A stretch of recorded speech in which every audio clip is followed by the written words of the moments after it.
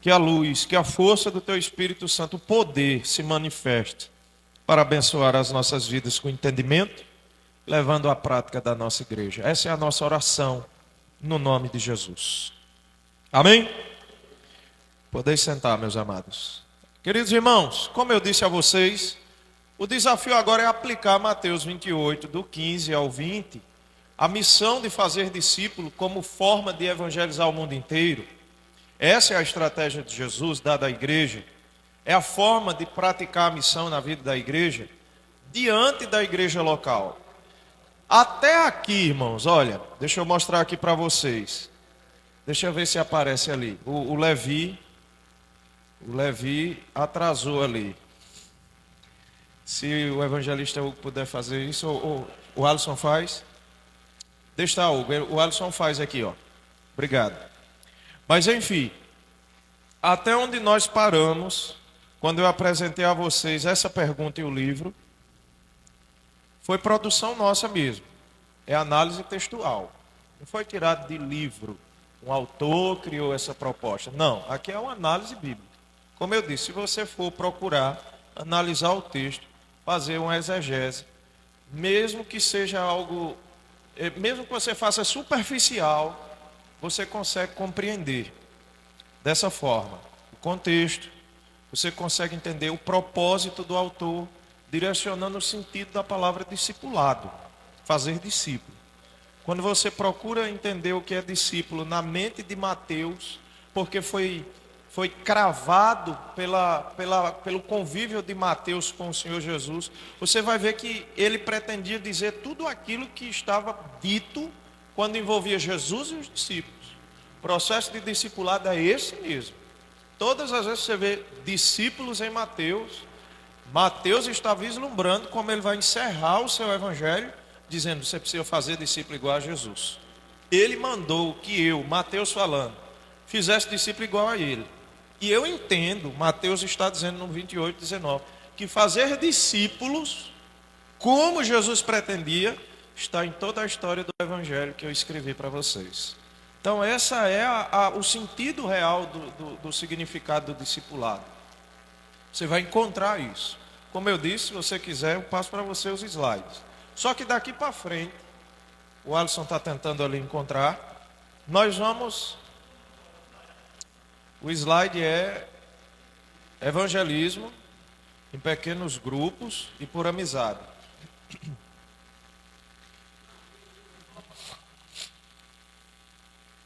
Qual parte? Como aplicar essa análise de evangelismo da igreja local. Eu estou no slide 17.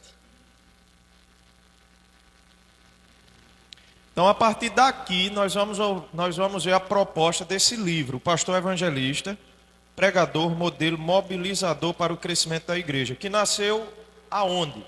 Nasceu lá nos Estados Unidos, em uma conferência teológica, entre alguns pastores, que fizeram algo muito melhor, com certeza, do que nós estamos fazendo, mas semelhante ao que nós estamos fazendo. Eu digo que eles fizeram melhor por quê? Porque foi uma semana de palestras e pregações. Nós só tiramos uma noite de ontem e o dia de hoje. Nós só tivemos 4 preleções, eles tiveram, se eu não me engano, 14. Então foi muito mais do que a gente.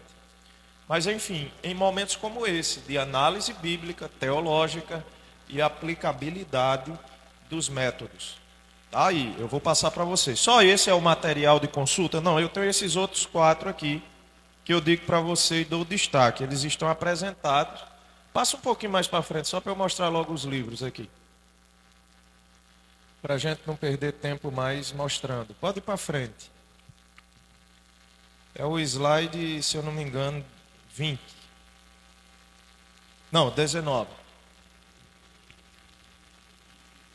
Show? Slide 19. Pronto, tá aí. A verdade de A. Carson. Ele vai falar para você que hoje o mundo grita por relacionamento. Você já ouviu essa frase? O mundo, uma sociedade líquida? Já ouviu? Quem já ouviu? Levanta a mão. Pronto, alguns aqui já ouviram. O mundo é uma sociedade líquida. Por quê? Porque o endurecimento dos princípios foram diluídos em algo líquido. Não há princípios. não a verdade absoluta. Porém, ele vai dizer que no mundo inteiro há uma carência por relacionamento, carência por aproximação e afeto pessoal. Logo, um dos métodos mais eficientes para a evangelização em qualquer contexto, lá do interior do sítio até uma grande metrópole como é a cidade de João Pessoa, ou aonde quer que seja. Você vê pastores aqui que têm igrejas em Nova York, que é a maior metrópole do mundo, ou era. Então você né? Ainda é. Então você vê que o relacionamento é defendido pela maior parte das preleções desse livro como uma das maiores estratégias de evangelismo, que a gente vai trabalhar baseado em outro livro, mas está aqui o princípio de relacionamento. Dê a Carson a verdade. Quer conhecer como foi que a igreja viveu Mateus 28, do 15 ao 18, você vai ler um pouco da história da evangelização da igreja primitiva, de Michael Green, esse livro aqui, exatamente com esse tema. Evangelização na igreja primitiva. Eu nem coloquei ele aí, mas está ele aqui. É um livro denso de história, mas você vai ver como foi que a igreja viveu. Ter curiosidade para aprender como aplicar a Bíblia, você lê um pouquinho de história e vai ver os acertos e os erros. Você tem esse livro que está ali, o do Evangelismo de John MacArthur. É muito bom de você ler, porque ele vai falar um pouquinho. Também são palestras de conferências teológicas.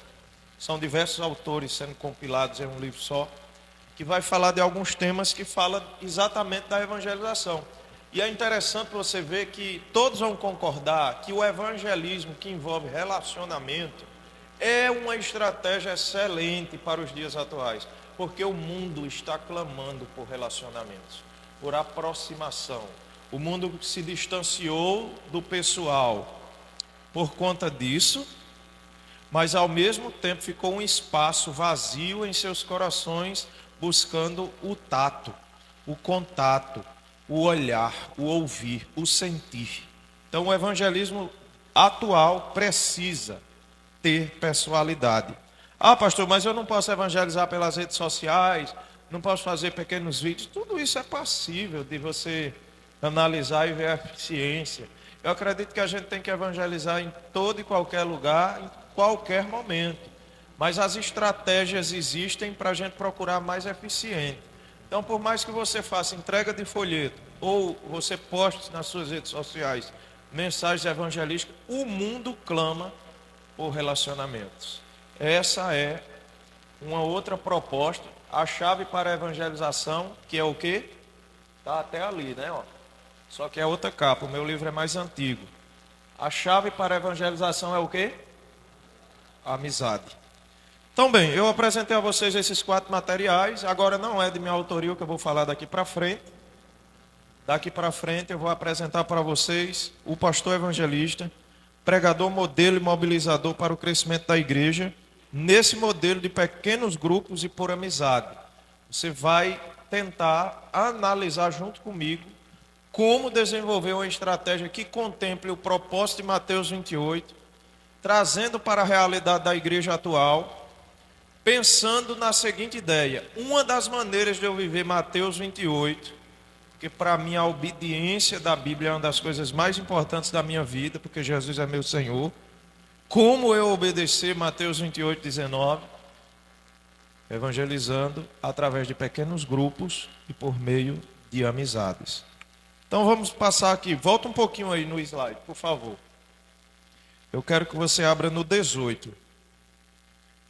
Antes desse. Então vamos lá. O Levi Mateus ali. Estava perdido, era ele, Hugo. Estava perdido e foi achado, não foi? Estava tomando um cafezinho. Deus abençoe, Levi. Obrigado pela sua assistência. Bem, o autor do livro que eu apresentei a vocês, ele vai dizer que o discipulado em pequenos grupos produz algumas coisas no seio da igreja, como resultado. Principalmente, ele vai destacar que quando a igreja utiliza-se da estratégia de plantar no convívio da igreja os pequenos grupos com propósito evangelístico, os irmãos da igreja que vão integrar esses pequenos grupos, primeiramente, vão ter como consequência o crescimento espiritual. Há sim um crescimento espiritual na vida dos irmãos da nossa igreja local, quando eles pretendem evangelizar através de pequenos grupos. Mas também, irmãos, até os novos convertidos que estão ali envolvidos no pequeno grupo, eles são nutridos. Por quê? Porque o pequeno grupo não tem por objetivo promover sociabilidade, mas promover comunhão direcionada pela palavra. Então não é algo puramente a cultivar a amizade e o relacionamento. É promover o relacionamento espiritual de pessoas que integram o corpo de Cristo e têm um propósito de aprender e ministrar a palavra de Deus, que é de verdade o que nos alimenta. Não existe outra coisa que nos alimenta. Coisa maravilhosa, eu vi os irmãos aqui louvando, fui edificado. Glória a Deus. Mas até os irmãos que louvam vão concordar comigo e entender que eles só conseguem viver espiritualmente porque eles se alimentam constantemente de quê? Da palavra. As irmãs que estão ali no círculo de oração, não sei se ainda utiliza isso aqui na capital, mas em muitos lugares ainda existe o círculo de oração das irmãs, que oram pelas famílias, pelos filhos, que oram pela igreja, mas elas também vão concordar comigo quando eu vou dizer que, apesar da muita oração que elas promovem, mas elas só se nutrem e se fortalecem pela ministração da palavra. Então o novo convertido se integra no pequeno grupo, pois às vezes se tem uma concepção errada de que o novo convertido não tem que evangelizar. Irmãos, todo salvo é um testemunho vivo de Jesus. Deve se envolver na prática da evangelização. Ah, mas ele vai falar coisa errada. É claro, até a gente fala. Mas isso não é a razão que tem que lhe convencer a tirar o novo convertido da prática da evangelização. Sabe por quê? Porque se você tirar ele da prática de evangelização no início da sua fé, o momento em que ele está vivendo a maior euforia espiritual de ter sido salvo, talvez você vá apagar o pavio que fumega na vida daquele irmão. Aí ele vai estar, depois de 1 ano no discipulado, na sala de aula para batizar, batizou, saiu do discipulado. Você acha que ele vai voltar para aquele grupo de estudo e dar o evangelismo, o testemunho da vida dele? Muito difícil.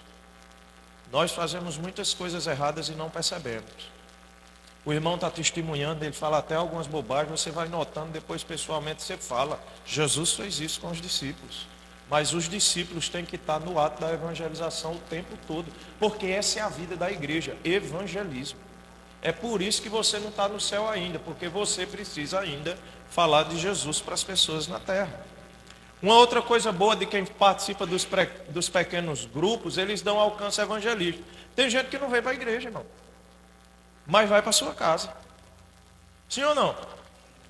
Você diz assim, eu vou fazer uma sorvetada aqui na igreja, vou chamar todo mundo. Tem gente que diz, eu não vou para a igreja. Pode oferecer o que for. Mas se você fizer a mesma sorvetada na sua casa, vizinha aqui à igreja, outras pessoas mais vão vir tomar sorvete na sua casa. Por quê? Porque tem gente que resiste à ideia da igreja. Infelizmente. E na sua casa ele vai. Na sua casa ele vai ouvir a palavra. Na sua casa vai cair preconceitos e barreiras que ele estabeleceu dentro do seu coração, para depois ele vir para onde? Para a igreja. E ele se sentiu seguro porque você primeiro abriu aonde? A porta da sua casa. Bem, nós temos 2 exemplos no livro, eu vou falar do segundo, a eficiência dos profissionais que chamam outros colegas. Olha como acontece.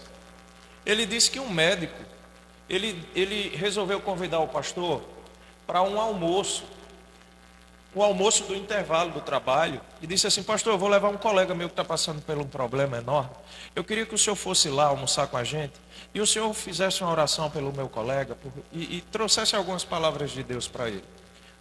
Coisa bem informal. O pastor estava comendo lá com os dois, o membro e o colega do membro, e começou a falar de Jesus, e aquele homem chora, e aquele homem desabafa, e aquele homem conta algumas coisas da vida dele. De repente o pastor está perguntando: você quer que eu volte aqui? E eles marcam na outra semana, e depois na outra, e depois na outra. Daqui a pouco se tinha um grupo de estudos, de médicos residentes, ouvindo o evangelho, entregando a vida a Jesus, numa mesa de restaurante. Por quê? Porque se formou um pequeno grupo de contato, de sensibilidade, de oração, de ministração da palavra, diretamente naquilo que o outro precisava ouvir. Que Jesus é aquele que é realmente a verdadeira solução para a vida do homem. O homem procura soluções em muitas coisas. Jesus é quem é a verdadeira solução. Coisas desse tipo que você sabe dizer, eu não sabe. Jesus resolveu ou não resolveu a sua vida? Você sabe testemunhar essas coisas. E isso são eficientes. Às vezes a gente perde o tempo falando dos termos teológicos para quem nem da igreja fica. Às vezes a gente fala para um grupo seleto da igreja. Tem gente que não dá muito valor, quanto mais para quem não é crente. E sabe por que a gente faz isso para quem não é crente? Porque a gente perdeu o contato simples da vida com aquele que não conhece a Deus. A gente usa uma linguagem que é propriamente da igreja. E o nosso evangelismo se torna muito ineficaz. Por quê? Porque a gente, na hora de comer, a gente está só comendo. Porque na hora de trabalhar, a gente está só trabalhando. A gente só fala de Jesus na igreja. A gente não leva Jesus para a vida. Então assim, você vê um grupo de médicos sendo alcançados, porque o pastor foi sensível à vida do problema do colega, e do irmão, é claro, do colega do irmão, e ministrou na vida deles. O café de Natal, eu poderia resumir o seguinte: a mulher do pastor disse assim: a gente vai fazer um lanche no Natal e vamos convidar aqui a vizinhança. Aí convidou um bocado de mulheres, de mães, e vieram um grupo de cerca de 50 pessoas. Aí terminou aquele café, a esposa do pastor fez uma oração, falou um pouquinho sobre o valor do Natal, o nascimento de Jesus, o que Jesus fez, o que Jesus podia fazer. E quando terminou aquele café, ela perguntou quem daquelas mulheres estariam interessadas em ter um momento semanal de encontro, onde elas poderiam compartilhar o que Jesus fez, aquilo que Jesus é. E 15 daquelas 50 começaram a visitar esse encontro. E mesmo que ela estivesse servindo outro tipo de alimentação, um biscoito, um chá, um café, mas são 15 pessoas ouvindo o evangelho. Quem de nós tem 15 visitando todos os domingos para ouvir falar de Jesus na igreja? Tem? Eu vou baixar minha mão, que eu também não tenho não. Mas a mulher do pastor conquistou 15 com um cafezinho com biscoito. Gastou um pouquinho? É claro, cara. Mas a gente às vezes gasta muito mais investindo numa iluminação no templo, né?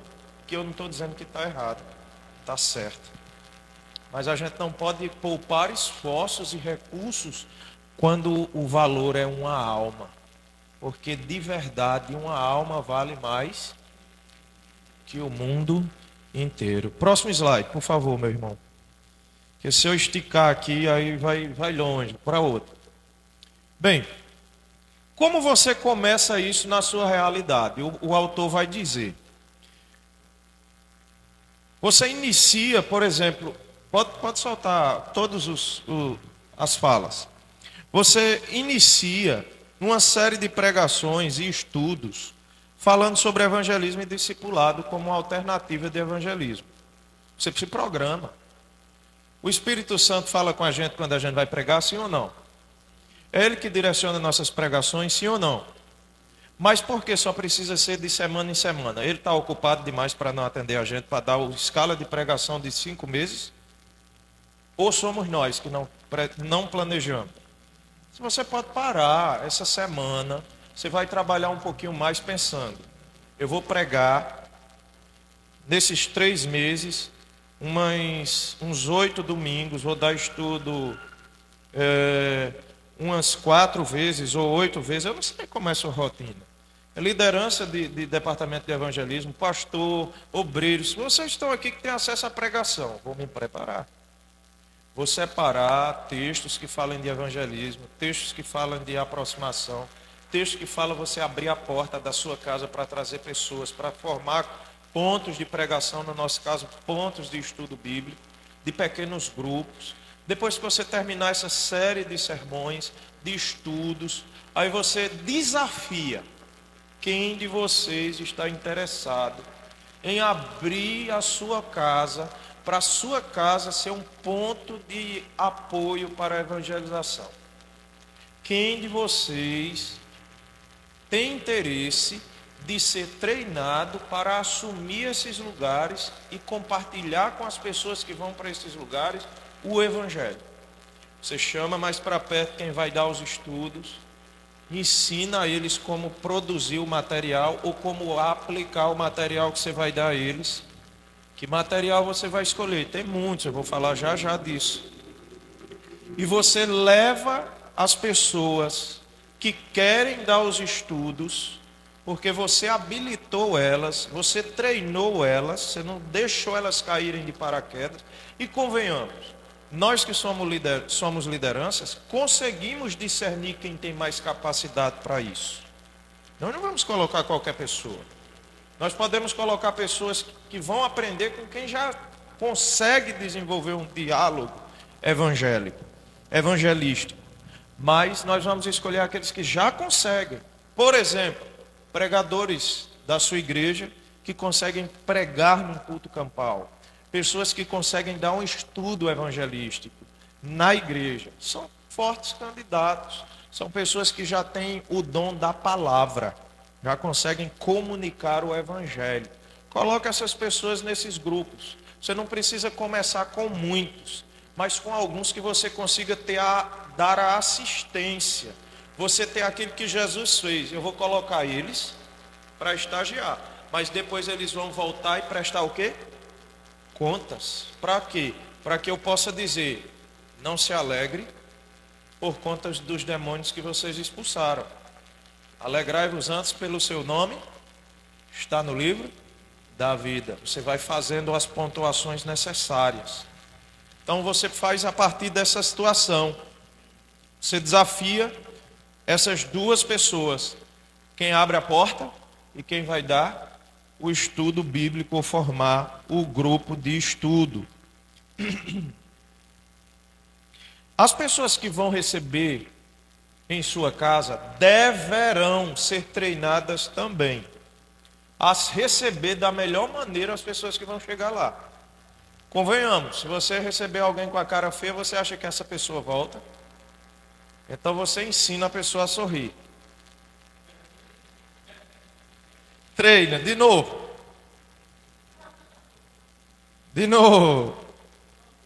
Em algum momento ela vai aprender.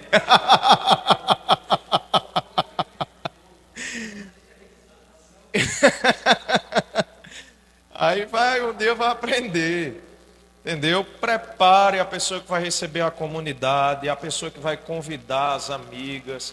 Bem, sempre tem aquela pessoa carismática, aquela pessoa hospitaleira. A liderança que geralmente convive com as ovelhas consegue saber, sentir. Quem consegue ser hospitaleiro, abrir as portas de sua casa, a vizinhança vai se sentir realmente bem acolhida em sua casa, porque a pessoa tem essa habilitação humana de receber, de tratar e bem a pessoa que chegou, a visita, e dar o cafezinho, e fazer um chazinho, e comer um biscoito. Sim. Bem, você pode também destacar grupos afins, como possíveis grupos de estudo. Por exemplo, você tem um grupo de universitários na igreja. Qual é o melhor lugar para ele evangelizar? Universidade. Você tem um grupo de funcionários públicos que trabalham no mesmo setor da prefeitura. Eles terão a oportunidade de evangelizar lá. Uma mãe que tem ali seus filhos já grandes, que conhecem várias outras mães ali na rua, o que é que ela pode fazer? convida essas mães para falar algumas coisas sobre criação de filhos, sobre resolução de problemas. São grupos afins. Você pode explorar isso. Pode ir adiante. O último é importantíssimo. Irmãos, a gente perdeu o costume de orar pelas coisas que a gente vai fazer para Deus. Parece que a gente faz as coisas de uma forma mecânica, como se a gente soubesse e pudesse tudo. Só quem converte é Jesus. A gente tem que pregar, logicamente. Mas só quem salva é Jesus. E por que a gente não pede isso a Jesus, hein? A gente parou de orar para Jesus salvar as pessoas. Então, antes de você começar o programa de evangelismo, você está mobilizando a igreja inteira a orar pela salvação de vidas. Para frente, irmão. Como conduzir o estudo bíblico? Aí é uma forma também. Horário. O horário de cada estudo, de cada pequeno grupo, deve ser baseado na disponibilidade do líder e do hospedeiro, né? Daquele que vai abrir as portas de sua casa. Se o líder só tem à noite, de segunda-feira, e o hospedeiro também, sabe, mas o povo da minha rua de 7 horas já está dormindo. Bem, você vai apelar para quem ainda está acordado. A prioridade do horário é de quem vai conduzir, quem vai receber na sua casa. Por quê? Porque a gente não pode querer que a pessoa se disponha de um horário que não tem. A gente oferece aquilo que a gente tem.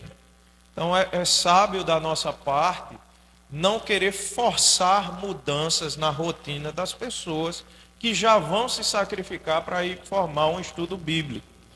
Nós vamos olhar a disponibilidade das pessoas e vamos perguntar qual é o dia que você tem, que você pode abrir as portas de sua casa, e qual é o dia que os irmãos que vão dar o estudo bíblico podem ir para a casa do irmão para convidar a vizinhança, para convidar as pessoas para um chá, para um café, para um cachorro quente, para um sorvete.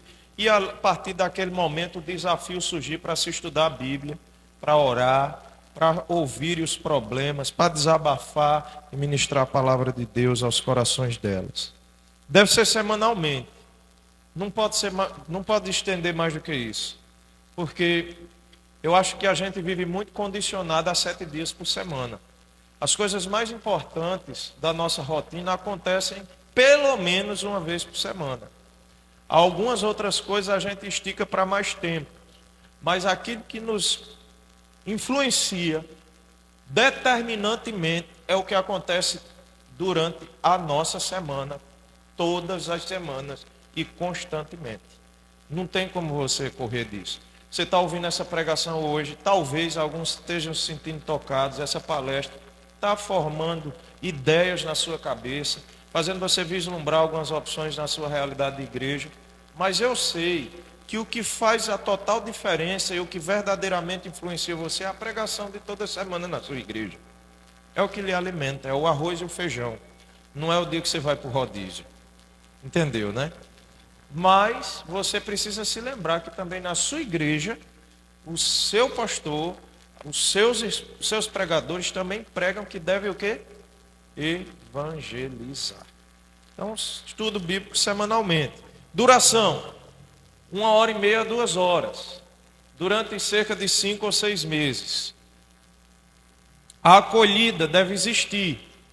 Acolhida com suco, com biscoito, algo aí para 15 minutos para receber a pessoa, um suquinho de goiaba, um bolinho de caco. Eu não sei se aqui fala bolo de caco, é orelha de pau. Só as irmãs que vieram lá do sertão sabem o que é, né? O pastor também, que veio lá de Ibiara. Mas vocês sabem o que é bolo de caco? Sabem? Não? Orelha de pau, chama como? Panqueca doce. Se você me oferecesse panqueca doce, meu irmão, eu nunca queria saber que era orelha de pau. Enfim, você faz ali um negócio simples, porque vai ser toda semana. Um bolinho da casa do bolo, eu não sei quanto é aqui. Lá em Patos é uns R$ 15, né, um bolo. Mais ou menos isso, né? Então assim, você usa um negócio que chame a atenção e acolha, porque querendo ou não, a maior parte do mundo, primeiramente, pensa com o quê? E funciona, né? Funciona. Pode, sim, senhor. Sendo objetivo, o senhor pode perguntar duas.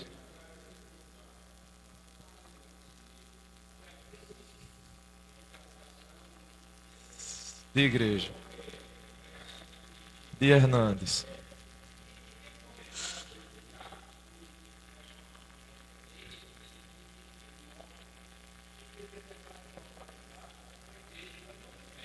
Sei.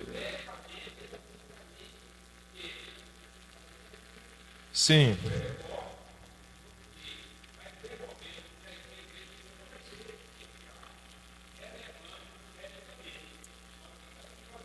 Certo.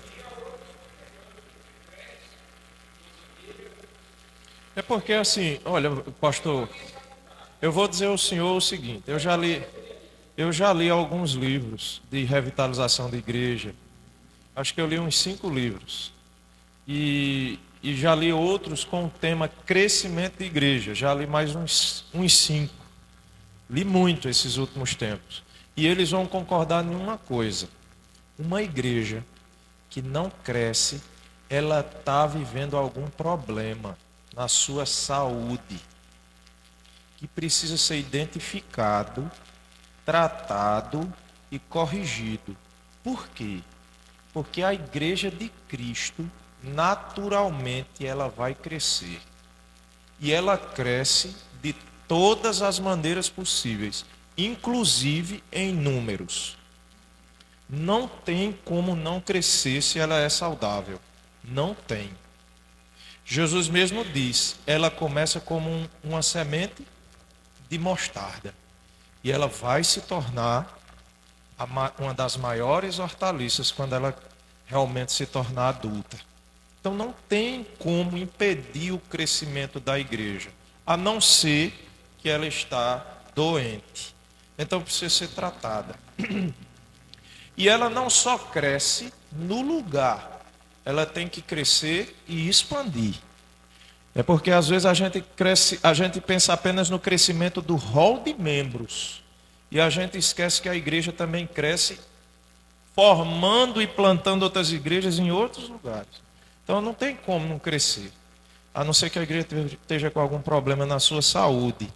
Inclusive o Revitalização de Igrejas de Hernando Dias Lopes, ele vai defender isso também.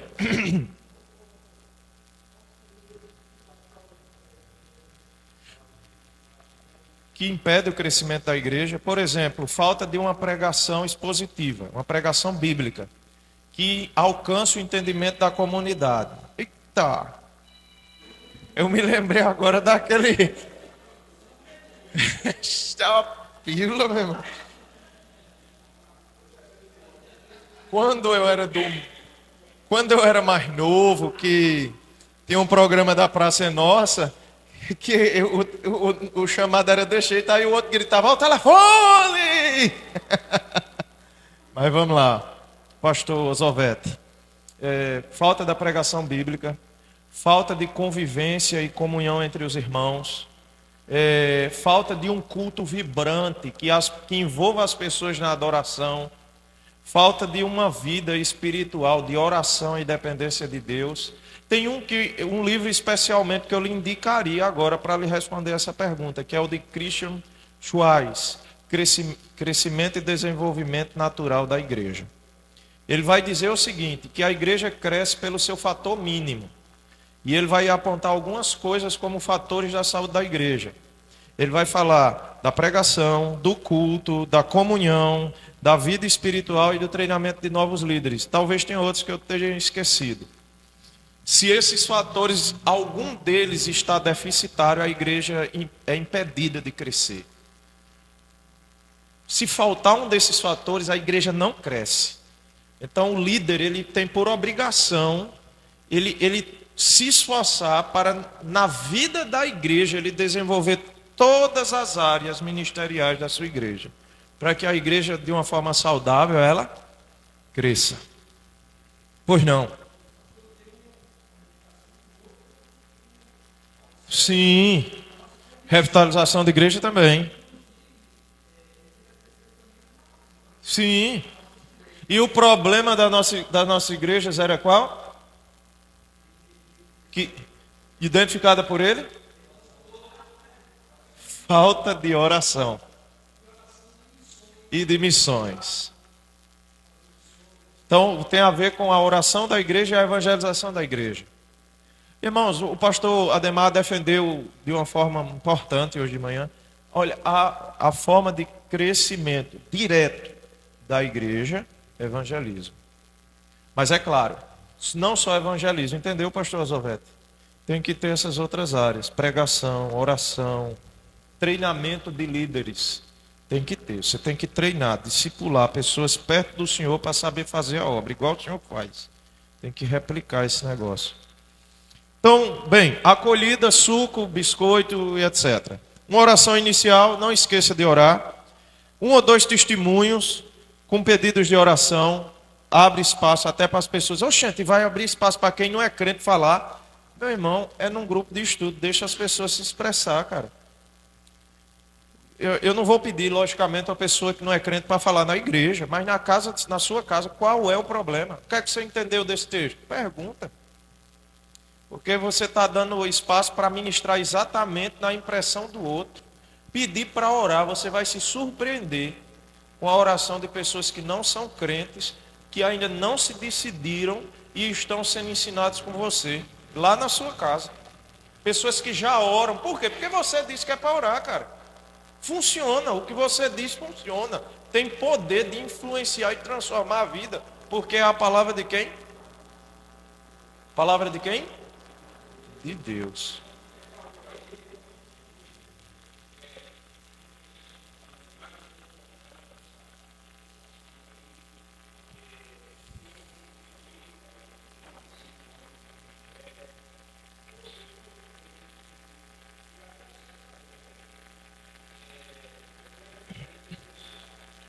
Sim, tem que ser pessoal.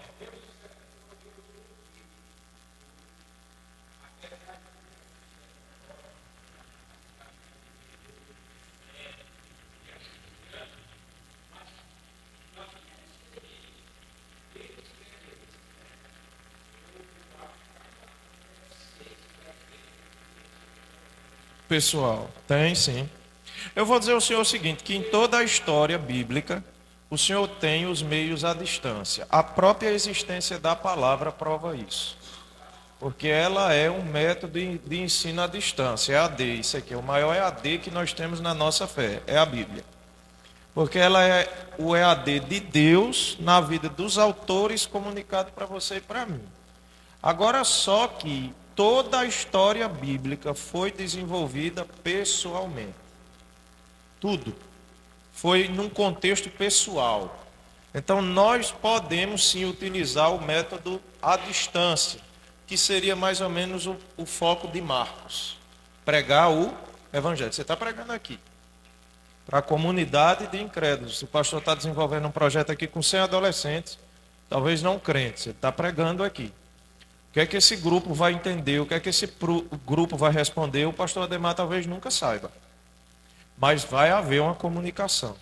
Mas se você for utilizar esse método, como Mateus diz, e é o pessoal, você vai ter que chamar esses 100 adolescentes para um compromisso de pequeno grupo, onde os líderes vão atendê-los, vão ouvi-los, vão assisti-los e vão pregar o evangelho, para que realmente eles sejam encaminhados para a fé e a salvação. Pode ser que alguns se convertam aqui com a pregação do pastor, com certeza, eu oro para que isso aconteça. Agora, só que até os que se converterem precisam de um grupo menor para assistir eles. O que a gente faz na escola bíblica, o que a gente faz em outros ambientes, mas que no espaço de evangelização também acontece. Bem, o estudo, entre 45 minutos e 1 hora, não mais do que isso. Ninguém aguenta, irmão, que não é crente, um estudo de mais de 1 hora. Oração final. Temáticas para o estudo. Eu vou ser bem breve aqui, de verdade, para vocês só terem uma noção. O que é que você pode abordar nesses estudos? Tem temas, né? Por exemplo, vencendo a depressão, lidando com a raiva, resistindo às tentações, buscando a saúde verdadeira, preenchendo o vazio da alma. Bem, use sua criatividade. Só você sabe como você constrói seus estudos, suas pregações. Pode ser textual também.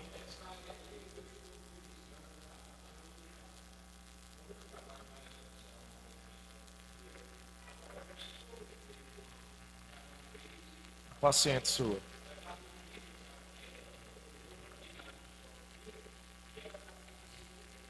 Amém. É importante, a gente vai surpreender o quanto de pessoa doente existe no mundo. E pode ser textual, né? Por exemplo, estudos no Evangelho de Mateus, de Lucas, de 1 João.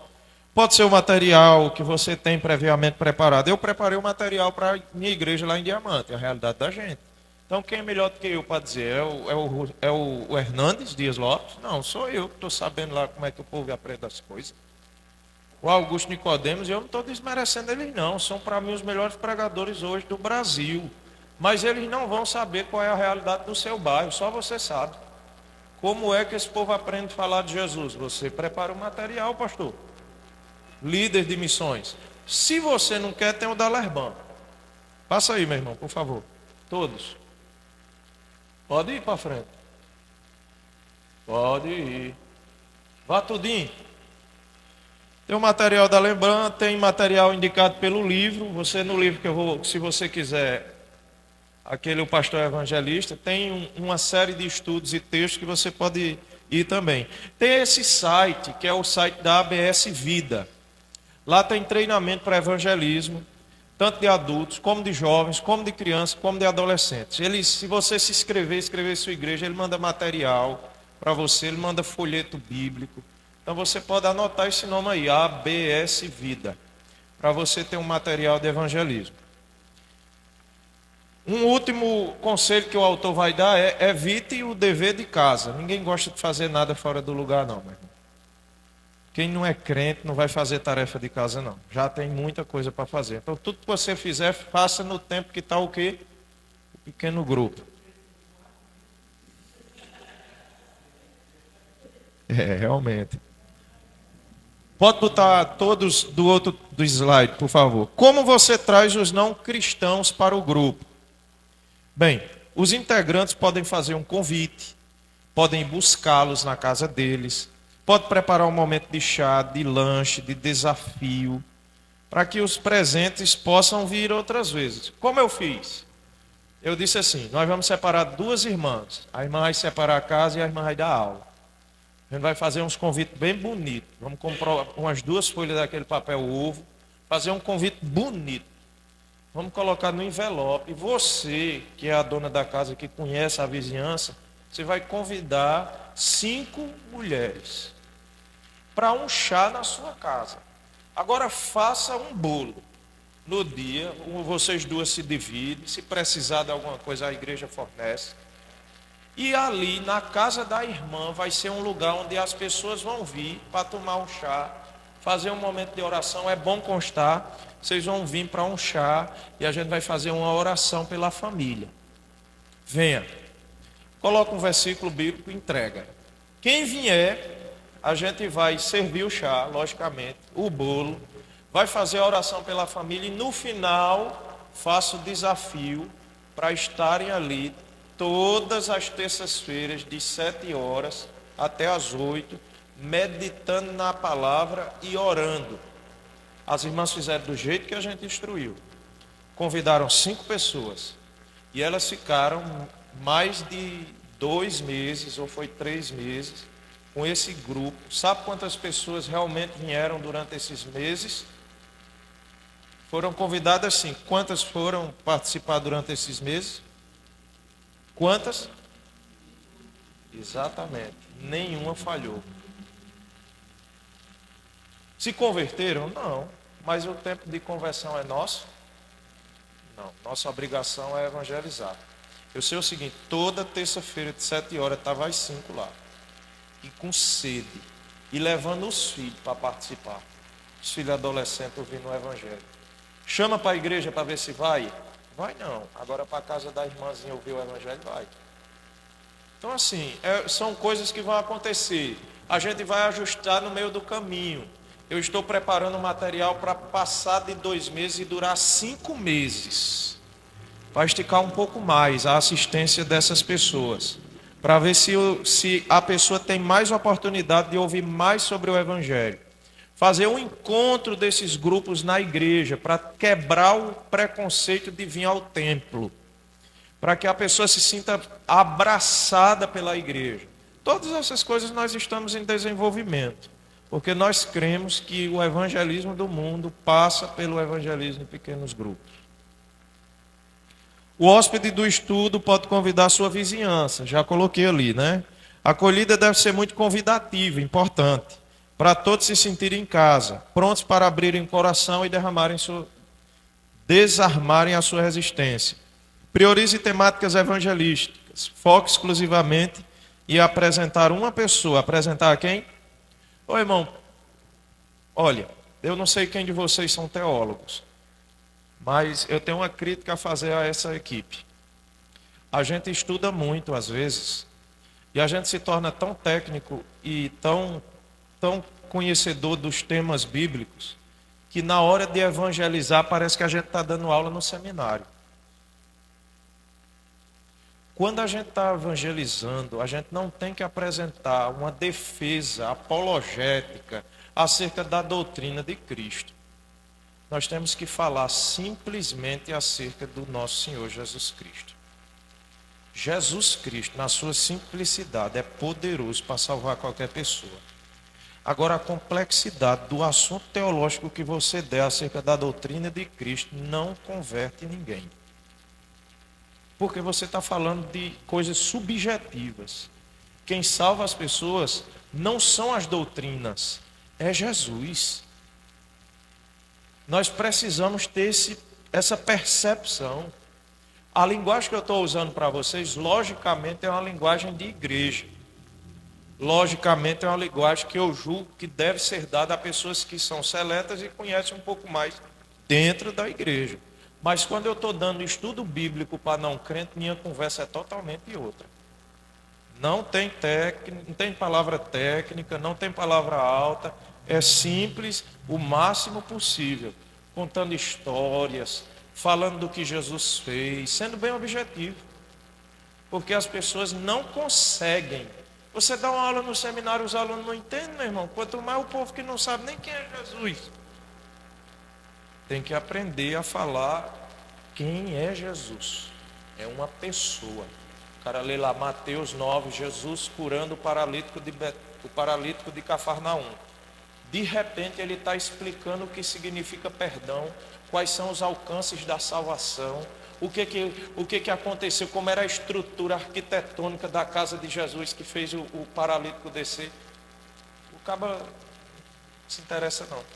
Agora você diz, olha, aquele paralítico é um sofredor, mas ele foi buscar o Filho de Deus, o Senhor, que poderia salvá-lo, que poderia perdoar seus pecados, tirar o peso da sua consciência, que lhe afastava de Deus.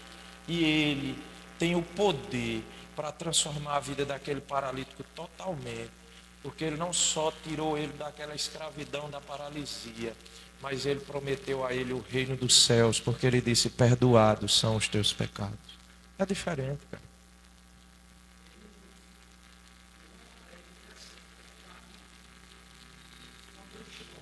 Contando história.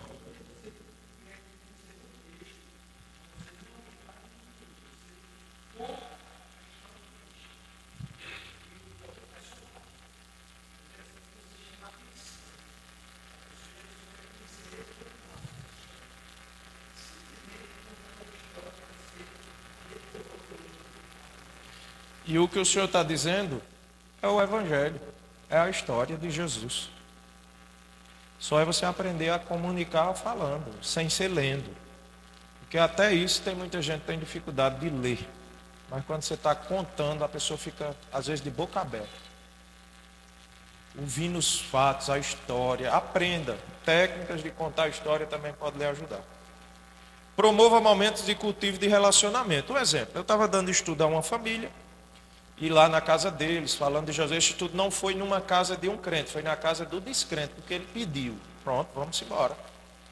E eu comecei a dar estudo. Primeira vez que eu fui, a mulher dele saiu de casa. A segunda vez, a mulher começou a bater as panelas lá na cozinha, morrendo de raiva porque eu estava. Mas se escondeu dentro do quarto e ficou ouvindo. Na terceira vez, ela se sentou perto da gente e foi ouvir. Me aproximei melhor fazendo, sabe o quê? Vamos para o rio tomar um banho. Vamos lá, leva os meninos, leva a família. Vamos para lá, a gente vai levar um rubacão. Rubacão, vocês sabem o que é, né? Pronto, vamos levar o rubacão, vamos para lá, vamos levar uma bola, vamos brincar e tudo mais. A gente tá lá com eles, brincando, convivendo. Aí eu chego assim, vamos orar pelo almoço. Tu ora, fulano? Nem ele não era crente não, ele orou, meu irmão. Muito bonito a oração dele. Ah, o Senhor Jesus, do jeito que um crente oraria. Poucos dias depois, onde é que esse irmão estava? Na frente lá da igreja, aceitando a Jesus. E passando poucos dias depois, a mulher dele chega 8 horas da noite batendo na minha porta. Pastor, pelo amor de Deus, vem cá. O que foi que houve? Eu vim aqui na sua casa porque eu quero dizer ao Senhor que eu quero entregar a minha vida a Jesus. Então a mulher que saiu de casa no primeiro estudo, que quebrou as panelas no segundo, agora estava na minha porta entregando a vida a Jesus. Por que não foi para a igreja? Entregar lá na igreja. Porque o ponto de salvação na vida daquela mulher era a minha casa. Igual eu fui para dela. A amizade. Então assim, precisa ter esse contato. Promova momentos além do estudo. Um almoço, uma ida ao shopping, assistir um filme. Eu não sei, cara. Inventa aí. Você usa sua criatividade. A gente vai para o rio, às vezes vocês vão para a praia, né? É diferente. O problema é que lá a gente não vai se sentir tão salgado. Vai, diga. Girimum? Com o quê? É bom, é bom, é bom. Sentir o gosto. Oh, glória! Hoje? Oxente, tu perdeu o peixe. Eita glória. Já sei onde eu vou passar hoje. Alguns conselhos, bem rápido. Evangelismo eficaz promove relacionamento. Se aproxime de pessoas. Pessoas que se convertem em momentos de evangelismo terão mais facilidade de se envolver neles. Em quê? Na prática de evangelismo. Está vendo que é um ciclo que não para? A igreja, nas estratégias que nós utilizamos convencionalmente, quando eu digo isso é normalmente, usa muito a estratégia que soma. A de grupos de estudo e de evangelismo nos lares, ela é uma estratégia que multiplica. Porque você está ganhando para Jesus e ao mesmo tempo envolvendo a pessoa nesse mesmo programa de evangelismo, para um dia ela formar um grupo de estudo dela mesma. Então não será só 2 evangelizando, serão 4. Daqui a pouco serão 8. Daqui a pouco serão 16. Isso funciona de verdade? Funciona. O problema é porque nas primeiras dificuldades que a gente tem, a gente desiste. Mas se a gente investir tempo e a gente colocar isso como prioridade, isso será uma realidade nas nossas igrejas. Crescimento.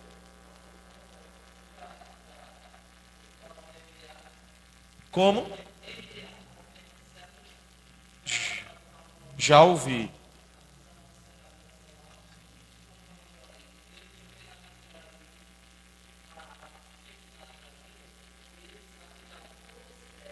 Sim.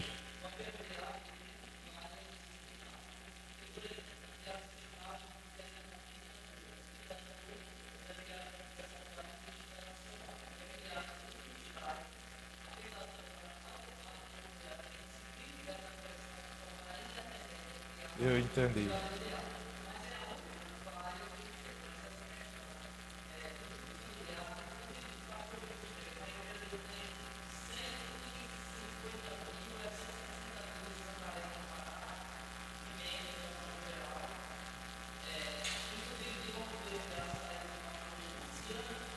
Sim. Ouvi dele essa semana.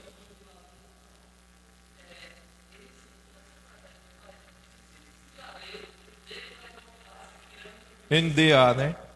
Não li nada ainda deles. Tem um movimento também parecido na Batista Brasileira que eu não sei como é que eles usam. Acho que é PGR.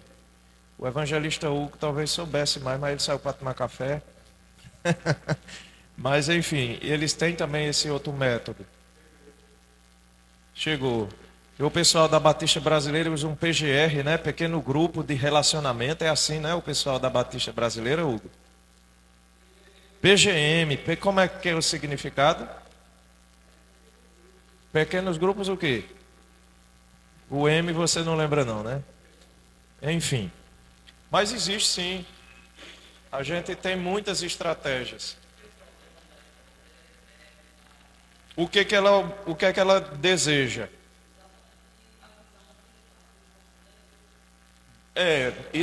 De uma forma ideal. Tem.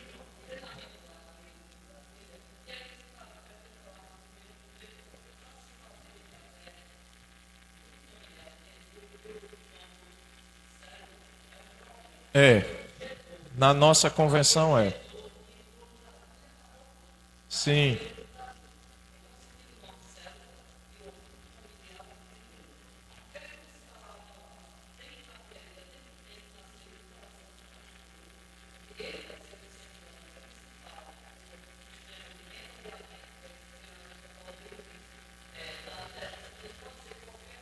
Não.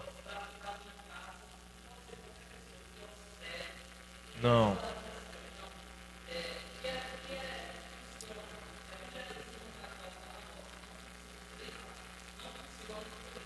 Não. O povo amassa e joga. Ah, também no interior não está funcionando, não.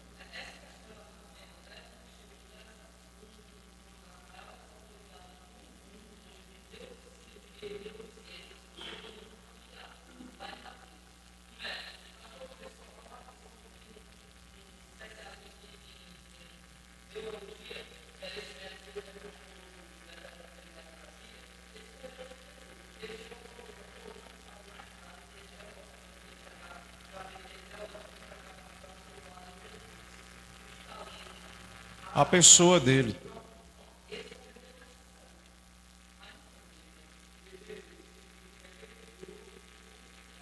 Pronto. Eu diria o seguinte, que esse método de evangelismo, como nossa realidade de igreja é mais descentralizada, eu não sei qual a realidade do NDA, NDA, mas, por exemplo, eu dou liberdade total a quem é líder de missões evangelísticas para desenvolver os métodos. Está entendendo? Então, na nossa realidade de Igreja Batista Nacional, nós podemos começar a trabalhar através do pastor, e melhor que seja, mas também sob a liderança do Departamento de Evangelismo e Missões. Os irmãos que não são nenhum nem outro, pode começar? Pode. Como? Conversando com o pastor. Conversando com o líder que está autorizado a desenvolver atividades de evangelização, para que essas coisas aconteçam. Agora, é claro, o pastor deve ser informado como pode ser e como pode implantar isso na igreja. Alguns poderiam, eu considerei muito isso quando eu estava preparando esse material. Alguns pastores já podem dizer assim, eu já tenho tanta coisa para fazer, vou fazer mais uma. Sabe o que é que eu diria para você, se você é um desses? Pare de fazer outras coisas.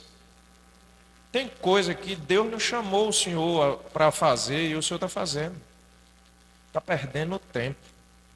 Porque de fato e de verdade, a missão que Deus deu à igreja é Mateus 28, 19 e 20. A gente às vezes perde muito, porque a gente faz muita programação. Vou utilizar aqui a memória aqui do pastor Valério.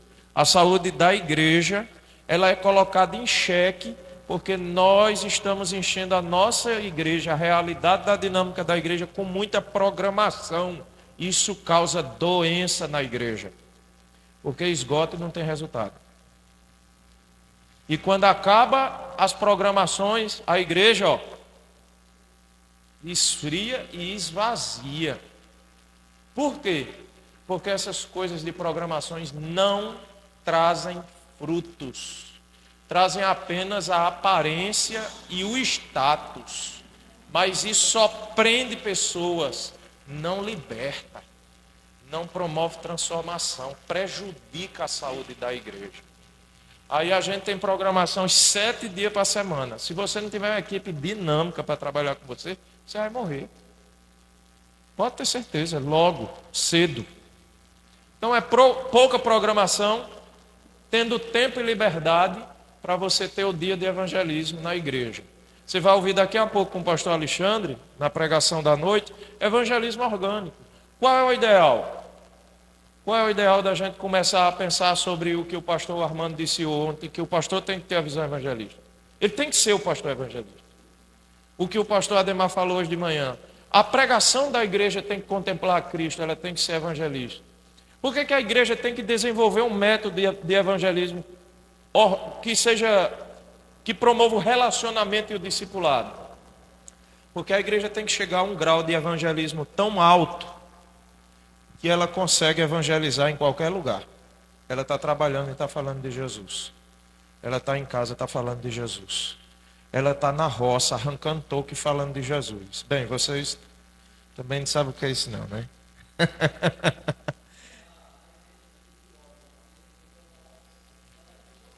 Sim.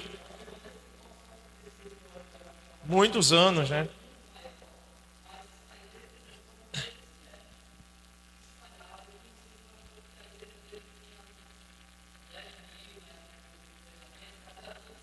Pode ir para frente, por favor. O problema de Rick Warren é as bases que ele lançou socialista demais. Socialista é outra coisa, muito baseado na ciência social, mas é outro detalhe. Diferente da nossa. Mas ele mesmo já reconheceu que ele começou algumas coisas muito erradas. Fazendo perguntas às pessoas erradas. Por exemplo, ele começou perguntando, em vez de perguntar aos princípios bíblicos, ele perguntou à comunidade. Então ele usou muito a ciência social. Deu certo. E hoje, infelizmente, a igreja tem perguntado assim, o que dá certo? Eu diria a você o seguinte, que a igreja não pode se enveredar pelo pragmatismo religioso, que é a prática que dá certo. A igreja tem que perguntar o seguinte, o que a Bíblia manda fazer e dá, e como dará certo na nossa realidade. O que a Bíblia manda fazer e como dará certo na minha realidade. Acho que essa é a pergunta certa. E Rick Warren, já agora, recentemente, ele reconhece isso. Mas vamos para frente, por favor. Vai lá, pode ir até o último. Não force o apelo. A pessoa vai se converter no dia de Jesus. Acredite que Deus vai salvar vidas. Você vai evangelizar e não vai acreditar que Deus vai converter? É claro que vai, cara. Promova a amizade onde você mora, senão você não tem a quem convidar. Você acha que se você for um vizinho antipático, você vai abrir a porta da sua casa, vai alguém? Vai nada, meu irmão. Seja um vizinho bem amigo do povo. Cultive interesses comuns. Vai para frente, meu irmão. Pode ir até o último. Esteja disponível para aqueles que estão sofrendo. Às vezes, a maior parte das pessoas que vieram para Jesus nos evangelhos é porque estavam sofrendo. Então isso aí não é uma coisa que você está indo além do que Jesus fez. Aproveite a situação de alguém que está precisando do seu apoio para evangelizar ela. O melhor caminho para ensinar a igreja é fazer e dando exemplo. Então assim, o líder de evangelismo, o pastor, os irmãos que estão chamando a igreja para evangelizar assim, tem que dar o exemplo. É eles que têm que fazer. Primeiro, e depois ensinar. É crucial escolher os líderes certos. Tenha fé em Deus, Deus vai usar a sua igreja. Aplicando a nossa realidade. Bem, eu não tenho tempo mais. Eu deveria agora separar grupos e colocar vocês para responder essas perguntas. Mas não tenho tempo, já vai acabar meu tempo e eu sou pontual. Então assim, eu quero acabar, já é 5:01, eu vou usar só um tempinho para explicar as perguntas. Pode ir até o fim desse aí, por favor. Então assim, o que seria agora? A prática, como você faz? Você tem que pensar como é que você faria na sua igreja. Porque se você não pensar, você perdeu o seu tempo, cara. Você vai endurecer seu coração, porque você sabe que tem que fazer o evangelismo de discipulado, e uma das possibilidades é o pequeno grupo, e você não fez nada. Você vai endurecer seu coração, você vai piorar a sua vida espiritual. Porque Deus diz, faça, você não fez. Então você tem que parar, ou hoje, ou amanhã, e tentar responder essas perguntas. Estão com lápis e papel na mão para escrever aí as perguntas? Se não tiver, tira a foto. Tira a foto. Agora não deixe acabar lá na galeria, não. Não deixe para daqui a 8 dias, não, que você não faz. Se você não fizer hoje, faça amanhã. Vamos dizer que estourando o tempo, segunda-feira. Façamos o modelo de evangelismo de pequenos grupos na nossa realidade de igreja local. Primeira pergunta. Como promover na igreja o projeto de evangelismo de pequenos grupos? Como? Como você pode trazer a igreja a praticar a evangelização de pequenos grupos? Lembra daquilo? Pregações, temáticas assim durante 2 meses, um estudo onde a gente possa desafiar a nossa liderança para começar a ser aquele que promove a palavra de Deus evangelística na casa dos irmãos, falando da importância de se abrir a porta de sua casa. Isso aqui é uma realidade comum para todos, porque toda igreja aqui tem pregação, tem? Tem umas que é 30 minutos, tem outras que é 1 hora, mas enfim, todas têm, né? Promova. Segunda pergunta: como escolher os líderes e os hospedeiros? Como é que você faz isso na sua igreja? Você tem que saber dar essa resposta. Como eu fiz? Eu escolhi os pregadores que eu sei que sabem pregar evangelisticamente. Eu escolhi eles. Então eu treinei melhor eles e coloquei eles como o líder do grupo, que vai ser responsável pelo dar o estudo. Aí eu dei o material a eles. Eles disseram: não, mas eu tenho dificuldade, pastor. Eu vou falar o quê? Pronto, eu vou dar um estudo para você estudar para dar lá. Promovi isso para eles. Foi assim que eu fiz. Porque eu sabia que ia ter dificuldade deles não conseguirem fazer seu próprio estudo. Mas eu ensinei como eles fazerem. Então assim, eu fiz os dois para facilitar o estudo. Por quê? Porque meu objetivo é o quê? Que o evangelho seja pregado. E o hospedeiro? Eu primeiro procurei a voluntariedade. Quem quer abrir sua porta? Os irmãos que disseram que queria, eu selecionei, coloquei a pessoa mais próxima dele entre esses que dão o estudo e mandei eles para a casa dos irmãos para começar a convidar a vizinhança, fazer aquele café, aquele chá, para poder ocupar os irmãos nesse evangelismo.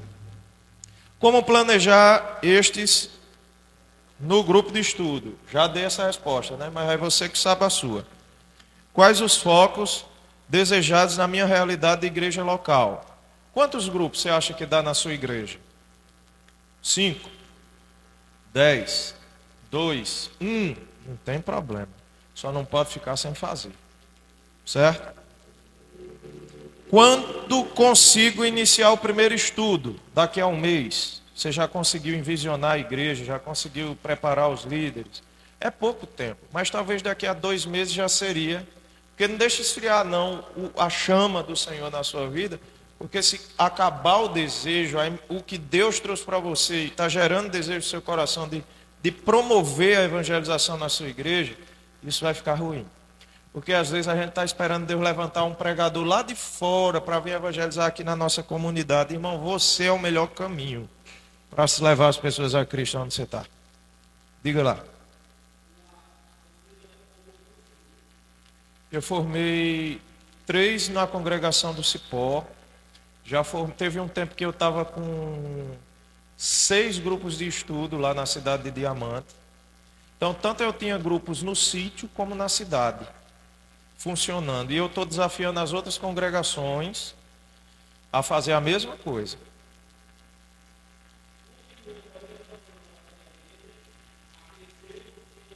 Sabe o que? Eu aproveitei um momento da igreja local. Por exemplo, eu tinha culto terça, quinta e domingo. A pandemia fez o quê? Reduziu. Eu estava funcionando quinta e domingo. Aí o que é que eu fiz? Eu em vez de colocar de novo o culto terça, o que é que eu vou fazer? Eu vou colocar todos os trabalhos de evangelismo da igreja aonde? Na terça-feira. Não aumentei. Eu substituí a programação da igreja. Então eu faço, em vez de eu fazer toda semana culto de estudo e culto de oração, eu faço uma semana um culto de oração e a outra semana um culto de estudo. E na terça-feira as pessoas vão estar evangelizando. Então assim, a programação oficial da igreja, da terça, tornou-se evangelismo. Então um grupo vai fazer o quê? Culto campal. Por quê? Porque eu preciso treinar os pregadores, para futuramente eles serem o quê? Líderes dos grupos. Saber comunicar o evangelho. Então o cara não está tendo ninguém para perguntar, não está tendo ninguém, mas está preparando os textos que falam de Jesus, está testemunhando um culto campal. E um outro grupo vai estar onde? Dando estudo na casa do povo. Então é assim que a gente quer funcionar. Outra pergunta, quantos grupos consigo formar na minha igreja? Também aí é com você. E qual o material que eu vou usar? Também é contigo. Eu dei algumas opções, não dei? Agora é sua escolha. Era para a gente fazer isso agora. Não tem tempo. Então, a única coisa que eu tenho a dizer é que eu terminei. Vamos ficar de pé, vamos orar? Olha, irmãos, preste atenção. Quer o material? Note num papel o seu nome e o seu número. Porque se você correr tudo para cima de mim agora, eu não tenho como notar. Então você nota num papel, bota seu nome, seu telefone. Eu estou dizendo a você que eu faço. Até segunda-feira, o material vai estar no seu WhatsApp. Qual é o material? Esses slides que estavam aí. E o livro, O Pastor Evangelístico. Qualquer pessoa pode ler o Pastor Evangelístico. Por quê? Porque vai falar de uma forma como é que programa o evangelismo na igreja. Esses livros aqui estão no slide, com exceção em evangelização na igreja primitiva. Você querendo adquirir, melhora seu conhecimento. Certo? Hein? Não, esse é da minha estante pessoal. Eu tenho necessidade deles. Tem um estande de livros ali que colocaram para vender. Se vocês quiserem passear ali e olhar, vai abençoar o dono dos livros. Vamos orar. Olá, graça e paz. Conheça agora o novo site da CBN Paraíba. Aqui você fica por dentro de tudo que está acontecendo em nossa convenção e ainda tem acesso a downloads de documentos importantes. Para acessar é simples. No seu computador, abra um navegador de internet.